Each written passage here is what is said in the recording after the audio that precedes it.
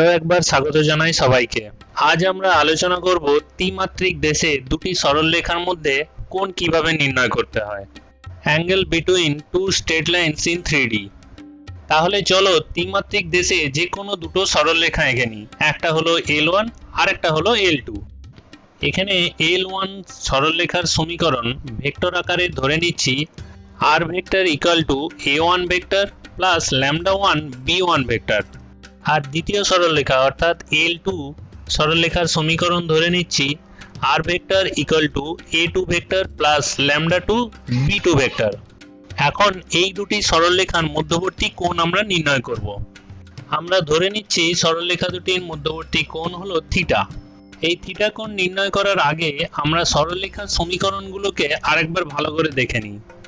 এখানে L1 অর্থাৎ প্রথম সরলরেখার সমীকরণটি যদি আমরা ভালো করে লক্ষ্য করি তাহলে দেখব সরলরেখাটি b1 ভেক্টরের সমান্তরাল। আবার দ্বিতীয় সরলরেখা অর্থাৎ L2 b2 ভেক্টরের সমান্তরাল। সুতরাং এই সমান্তরাল ভেক্টরদ্বয়ের মধ্যবর্তী কোণও হবে থিটা। অর্থাৎ আমরা এখন এই ভেক্টরদ্বয়ের মধ্যবর্তী কোণ যদি আমরা বের করে নিতে পারি সেটাই হবে সরলরেখা দুটির মধ্যবর্তী কোণের সঙ্গে সমান। আর আমরা দুটি ভেক্টরের মধ্যবর্তী কোণের সূত্র আগেই শিখেছি। cos theta equal to b1 vector dot b2 vector by mod of b1 vector into mod of b2 vector। তাহলে আমরা পেলাম দুটি সরলরেখার মধ্যবর্তী কোণ যদি থিটা হয় তাহলে cos theta সমান b1 vector dot b2 vector by mod b1 vector into mod b2 vector। এরপর দেখে নেওয়া যাক সরলরেখা দুটি পরস্পর লম্ব হলে অর্থাৎ এদের মধ্যবর্তী কোণ যদি 90 ডিগ্রি হয় তাহলে আমরা কি শর্ত পাই। 90 ডিগ্রি অর্থাৎ এখানে থিটার মান হবে 90 ডিগ্রি। সুতরাং cos থিটা অর্থাৎ cos 90 ডিগ্রির মান হবে 0।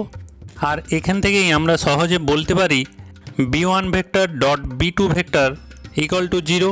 কারণ উপরের সূত্রটা লক্ষ্য করো, এর বাম পক্ষটা 0 হয়ে যাচ্ছে, অতএব ডান দিকটাও 0-র সঙ্গে সমান হবে। আর সেখান থেকেই আমরা এই লম্ব হওয়ার শর্তটা পেয়ে যাচ্ছি b1 vector dot b2 vector equal two 0। আর দুটি ভেক্টর পরস্পর সমান্তরাল হওয়ার শর্ত তো আমরা আগেই জেনেছি, সেটা হলো b1 vector equal two lambda into b2 vector, যেখানে ল্যামডাটা হচ্ছে একটা বাস্তব প্যারামিটার। তাহলে খেয়াল করে দেখো দুটি সরলরেখা এবং সরলরেখা দুটি যদি ভেক্টর আকারে দেওয়া থাকে সেই ভেক্টর আকারের সরলরেখার মধ্যবর্তী কোণ অথবা তাদের লম্ব হওয়া বা তাদের সমান্তরাল হওয়ার শর্ত পুরোটাই নির্ভর করছে সরলরেখা দুটি কার সঙ্গে সমান্তরাল বা কোন ভেক্টরের সঙ্গে সমান্তরাল হয়ে আছে তার উপরে। এখানে L1 সরলরেখাটা b1 এর সঙ্গে সমান্তরাল আর L2 সরলরেখা b2 ভেক্টরের সঙ্গে সমান্তরাল। পুরো সূত্রগুলো এই দুটো ভেক্টরের উপর নির্ভরশীল, ঠিক আছে। এরপর এই সরলরেখা দুটির মধ্যবর্তী কোণ আমরা নির্ণয় করব কার্তেশীয় আকারে। অর্থাৎ সরলরেখা দুটির আমরা যদি দিক অনুপাত বা দিক কোসাইন জেনে থাকি তাহলে আমরা কিভাবে সরলরেখা দুটির মধ্যবর্তী কোণ নির্ণয় করব তা দেখে নিই। প্রথমে ধরে নিই সরলরেখা দুটির অর্থাৎ L1 এর দিক অনুপাত a1 b1 c1 আর L2 সরলরেখার দিক অনুপাত a2 b2 c2। এখানে যে সূত্রের সাহায্যে আমরা এই থিটা কোণটি বের করব সেটা হলো cos থিটা সমান a1 a2 plus b1 b2 plus c1 c2 by root over a1 square plus b1 square plus c1 square into root over a2 square plus b2 square plus c2 square. এখন তোমরা একটু ভেবে দেখো, কিছুক্ষণ আগে যে vector ফর্মে আমরা সূত্র শিখে এসেছি আর এখন কার্তেশীয় আকারে যে সূত্র শিখছি দুটো কিন্তু আলাদা নয়, একই। একটু তুলনা করে দেখে নিই। এখানে L1 আর L2 সরলরেখার দিক অনুপাত যেগুলো নির্দেশ করছে সেগুলোই ভেক্টর আকারে b1 আর b2 ভেক্টর ছিল। আর সূত্রটা ছিল এইরকম cos theta equal to b1 vector dot b2 vector by mod of b1 vector into mod of b2 vector. এখন দেখো ওপরের যে ডট প্রোডাক্ট অর্থাৎ b1 ডট b2 ভেক্টর হয়েছে সেটাই এখানে কার্তেশীয় আকারে এইভাবে গুণ আকারে এসছে। আর মড যেটার মান √a1 square plus b1 square plus c1 square আর mod b2 equal to √a2 square b2 square plus c2 square. সুতরাং তোমরা বুঝতেই পারছো সূত্র দুটো শুধুমাত্র দেখতে আলাদা। তাহলে আগের মতোই এখানেও লম্ব হওয়ার শর্ত একই রকমভাবে হবে a1 a2 plus b1 b2 plus c1 c2 equal to 0, কারণ cos θ অর্থাৎ cos 90 degree equal to 0।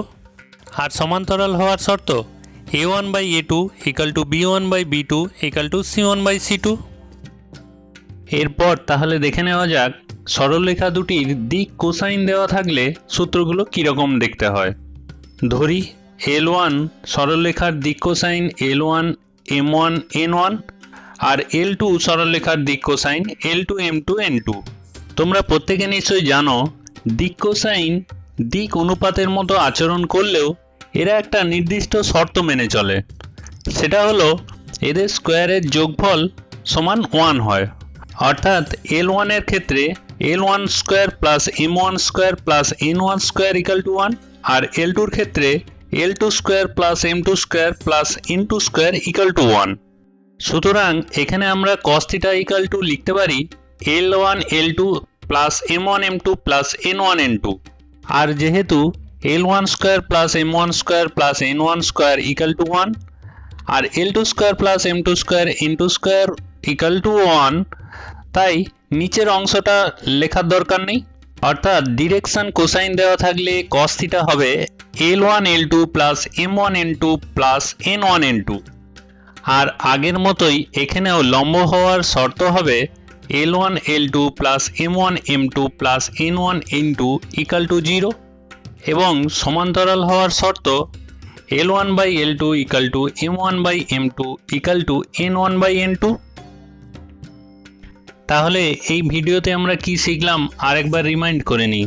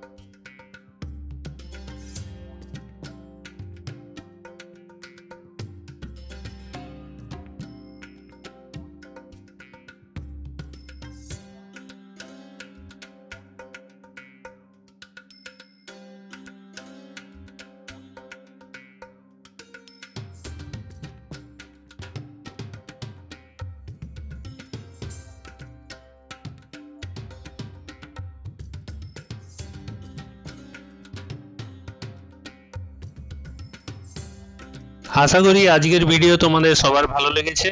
Comment করে অবশ্যই জানাবে। আবার তোমাদের সঙ্গে দেখা হবে, কথা হবে পরের ভিডিওতে।